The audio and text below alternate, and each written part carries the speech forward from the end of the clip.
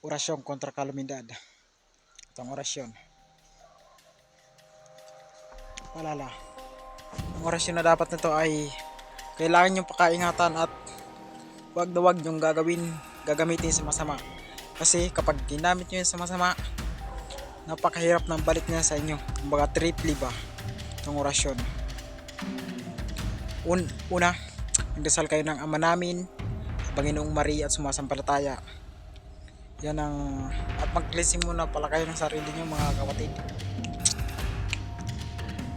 Simpleng orasyon lang to pero napakalakas. At paalala muli, wag na wag nyong gagamitin sa masama. Muli, kung nga pala si HBTV ang big boss, shout out sa inyo. Diyos mabalos, Philippine Total Change. Yun lang mga boss, wag na wag yung gagamitin itong orasyon muli.